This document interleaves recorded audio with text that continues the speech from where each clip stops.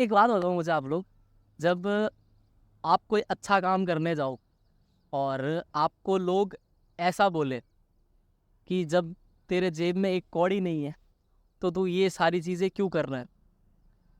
मेरा क्वेश्चन उन लोगों से वापस ये है, आंसर तो मैं देने नहीं वाला और मैं मतलब भी नहीं समझता इन सब चीज़ों का।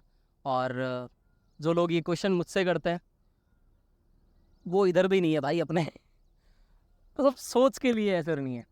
तो उन लोगों से मेरा एक क्वेश्चन है कि अगर कोई भगवान की चीज़ करनी हो, अपने धर्म के लिए कुछ करना हो, तो जेब में पैसा होना ज़रूरी है? होना ज़रूरी है रणजीत पैसा?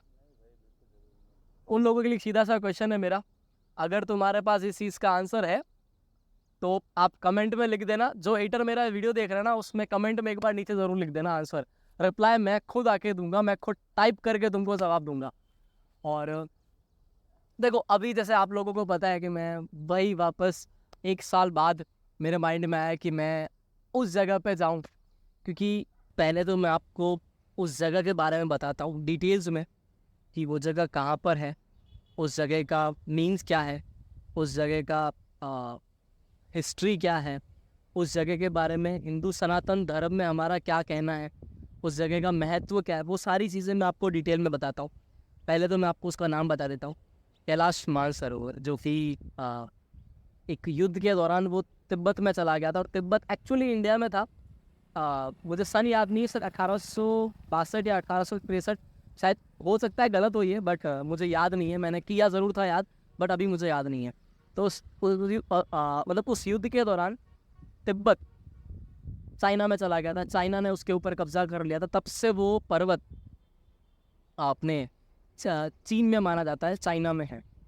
तो वो पर्वत कैलाश पर्वत है, जहाँ पर हमारे ग्रंथों में लिखा गया है, श्रीमद् भगवत कथा में लिखा गया है, शिव पुराण में लिखा गया है कि कैलाश पर्वत साक्षात महादेव का घर था, उनका वास था वहाँ पे।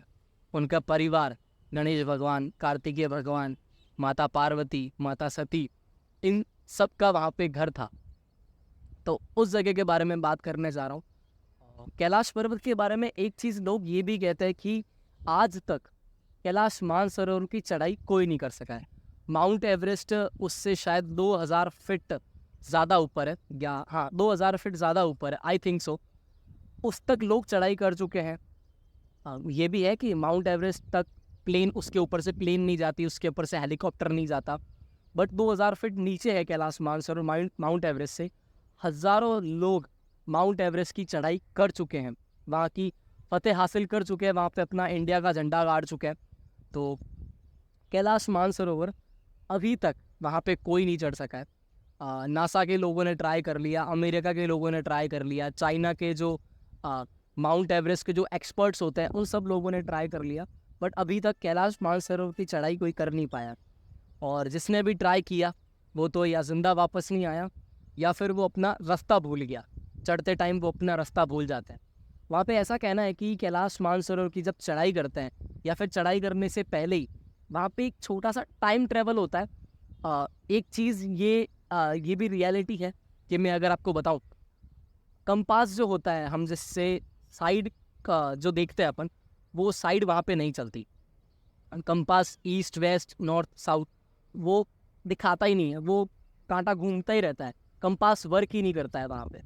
जैसे ही हम पास में जाते हैं तो वो कंपास वर्क करना बंद हो जाता है, और जैसे ही थोड़े दूर जाते हैं पर्वत से तो वो कंपास वापस सही काम करना शुरू कर देता है। ये चीज़ मैं नहीं बोल रहा, ये लोग साइंटिस्ट बोलते हैं जिन लोगों ने वहाँ पे रिसर्च की है।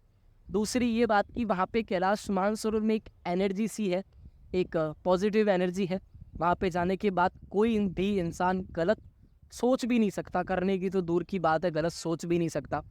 और दूसरी ये पॉजिटिव एनर्जी है कि वहाँ पे जब लोग जाते हैं तो उनके नाखून बढ़ने लगते हैं, जितना कि हमारे 1 वीक में नाखून की जो वृद्धि होती है, जो बढ़ते हैं हमारे नाखून, वो वहाँ पे सिर्फ 1 घंटे में हो जाते हैं। लोगों का ये कहना है, साइंटिस्ट का भी ये कहना है शायद। और बाल भी बढ़ने लगते हैं। कुछ लोग जब चढ़ने का ट्राई करते हैं तो वो रास्ता भूल जाते हैं अपना, या तो फिर वो थोड़े से मेंटल हेल्थ उनकी ख़राब हो जाती है, पागल हो जाते हैं, तो वहाँ पे ऐसा कहना है। और आज तक अगर किसी ने कैलाश मानसरोवर की चोटी तक किसी ने चढ़ाई की है तो उसका नाम है मिलारेपा। जो कि चाइना के एक बहुत ही बड़े सिद्ध पुरुष थे। आप लोग जाके गूगल पे चेक भी कर सकते हो कि क्या नाम लिया था, मिलारेपा, राइट, मिलारेपा उनका नाम। उन्होंने चढ़ाई की थी। उन्होंने एक्चुअली अपने गुरु से ज्ञान प्राप्त किया था, और जब उन्होंने ज्ञान प्राप्त करके, सिद्धि प्राप्त करके जब वो कैलाश मानसरोवर की चढ़ाई करने गए और जब वो वापस आए तो वो अपने ही गुरु, उनके ही गुरु उनके चेले बन गए। मतलब ये उनकी कहानी मैंने सुनी है, जहाँ तक मुझे पता है, जहाँ तक मैंने बुक्स रीड की है, तो मुझे मिलारेपा के बारे में ये पता है। और कैलाश मानसरोवर इंडिया से उसके दो रास्ते जाते हैं। पहले तो उसका एक ही रास्ता जाता था, वो नेपाल से होके जाना पड़ता था, लिपुलेख करके। लिपुलेख तो उत्तराखंड से, सॉरी, नेपाल से जाना पड़ता था, काठमांडू होके नेपाल बॉर्डर से फिर चाइना आपको आगे विजिट करवाता था। उसके लिए आपको वीज़ा वगैरह की नीड रहती थी। और अभी इंडिया का एक नया रास्ता आने वाला है लिपुलेख से, जो कि उत्तराखंड से स्टार्ट हो गया है। शायद नेक्स्ट ईयर 2024 में उसकी यात्रा स्टार्ट भी हो जाएगी। टेंशन मतलब जब तक मैं वहाँ पहुँचूंगा तो वो यात्रा खुली हो जाएगी, वो रेडी हो जाएगी वो यात्रा। तब तक वहाँ पे लोग जा चुके होंगे मेरे से पहले। मैं तो पैदल ही चल रहा हूँ, तो मुझे तो बहुत टाइम में है। एक चीज़ अगर आपको मैं बताऊँ कैलाश मानसरोवर यात्रा के बारे में, कि वहाँ के लोग जिंदा नहीं रहते हैं, लिटरली। अभी जो मैं जहाँ पे जा रहा हूँ, मैं जो यात्रा कर रहा हूँ वो कैलाश मानसरोवर की है। बालोतरा से ही मैं मेरे ही गाँव से जा रहा हूँ, और ये मेरी जो यात्रा है वो 7,000 किलोमीटर की होगी।